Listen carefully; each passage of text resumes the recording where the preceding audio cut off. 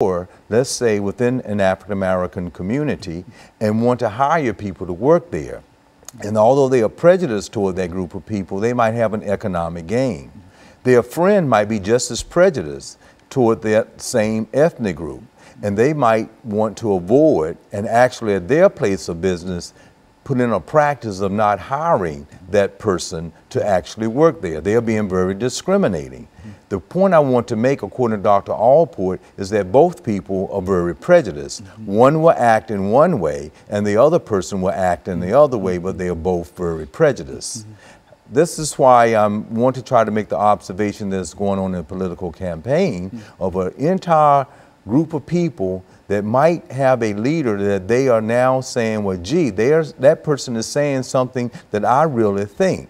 And while at one point they may not have expressed it out loud, now they're willing to show up and to express it, because there are those two types of people that might have a dislike for certain policies or other group of people, but might act out their prejudice openly because they feel that someone else is a billionaire or in a leadership role and can say and act in that way, that so can I. And so in real sense, Dr. Sanford, as we get ready to end this segment this morning, we're saying that prejudice has an impact upon all of us. A person can either be prejudiced or not prejudiced, but whatever his attitude might be, he's going to live within a community of folks that will have an impact. And we're going to talk this morning about some of the acts of prejudice. What we'll do, we'll take our first commercial break, and we'll be back with our audience following this very, very short commercial break.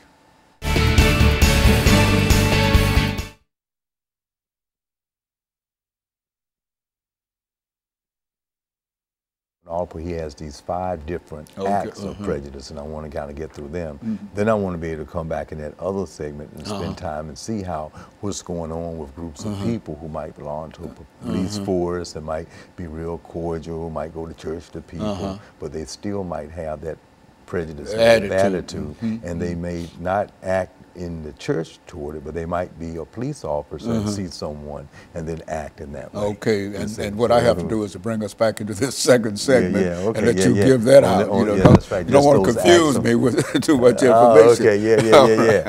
Just those acts on prejudice. That's where you ended out. Yeah, the acts on. We're gonna come back. We're gonna hit it. And I was hoping I did an okay job in setting up how you can have 2 people, just in 2 different people. Yeah, well, that's 2 different. They could be friends, and one will act on it and discriminate. Everybody is impacted by prejudice one way or the other. That's it. You see, and so either you are or you know some of your friends are. That's right. And you have to deal with that. Very good. All set? Well, I think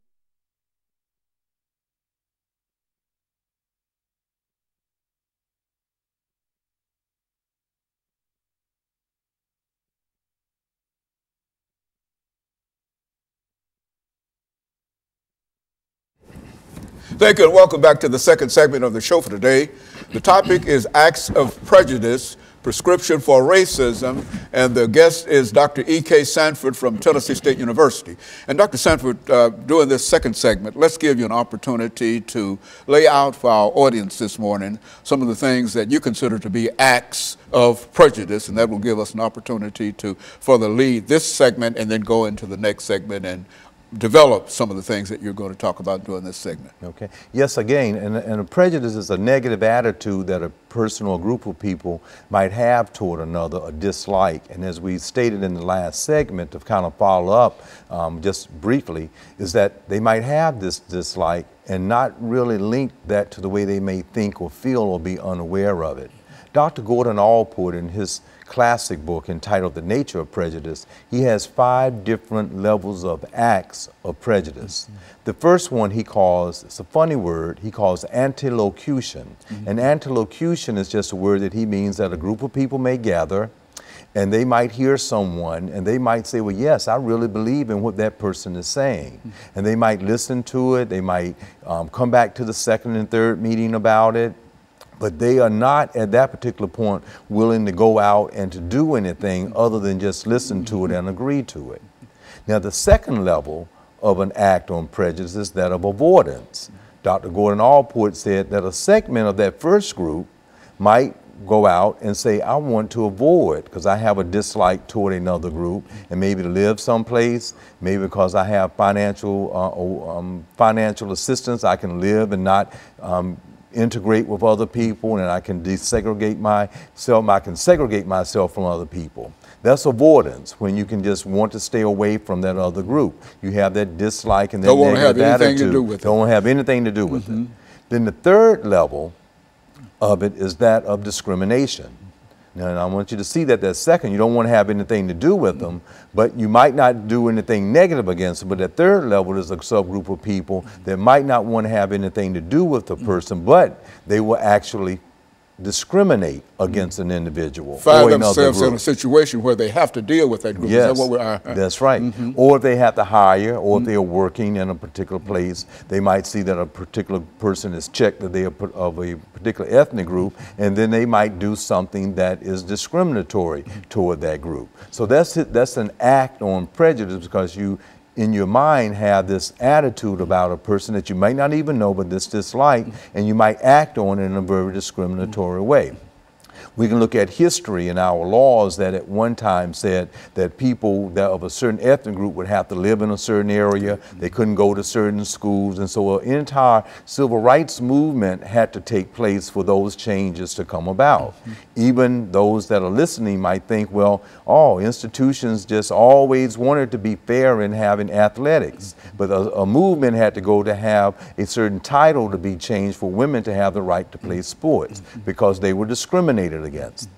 So then he looks at the next level of acts on prejudice, is that of physical attack. Okay. That's when they have this negative attitude toward this other group, that they're not only wanting to avoid and to discriminate, but they're going to organize themselves to actually go out and to then physically attack another group. We might remember the dark history in America where the Ku Klux Klans may have gone out and burned houses down, crosses, very intimidating. And that was a physical attack. And then the fifth level is called extermination. That's an act of prejudice where you're so racist toward another group of people, you target them and try to really do away with the entire group. That's extermination. Physical extermination. Physical extermination. Yes, you were just clearly trying to do it, and we can see that's the reason of World War II, because of what happened in Nazi Germany. Those types of things occurred. So we have those types of examples of acts of prejudice that is within our society today. Now, what I wanted to try to share that for is simply this.